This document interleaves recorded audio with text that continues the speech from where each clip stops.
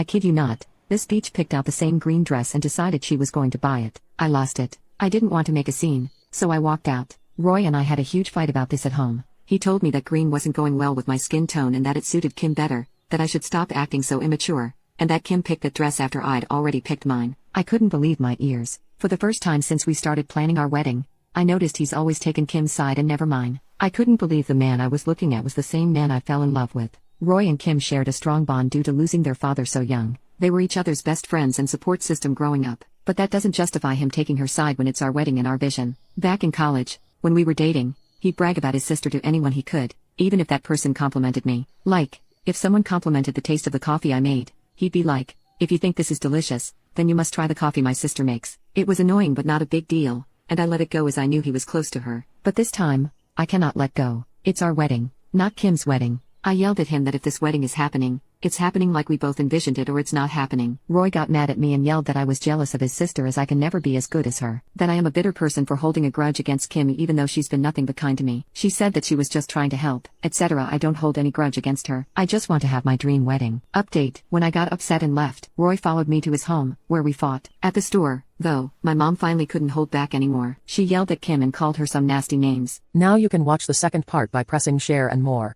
Kim retorted by calling me a few nasty names. This led to a messy shouting match between the team bride and the team groom. Police were called, and they were all escorted out of the shop. After this whole thing happened, Kim went missing. This is when I fought with Roy and went to stay at my friend's home. Kim wasn't answering her phone or at any of her friends' or relatives' places. Roy and Yami searched for her everywhere, worried for her safety, then found her at a distant relative's house the next morning. Yami had called me to ask if I knew where Kim might have gone. At the hospital, when I was inside the doctor's office, I had a full-blown panic attack. I started to hyperventilate with a high pulse rate. I passed out, then regained consciousness for a few seconds before passing out again. I just remember a needle piercing my butt. I was knocked out for a whole day. I woke up on my bed at my parents' house. Nobody asked me anything or spoke to me about what had happened. My mom smiled sweetly when she saw me wake up and asked if I wanted coffee. It felt good to put off thinking about the wedding and the fallout at a later time. My sister, Maya, hugged me while I slept that night. I remember my heart feeling warm and tears running down my cheeks. She kept saying everything would be okay, to have faith in God, and that it was okay to cry and let it all out. The next morning,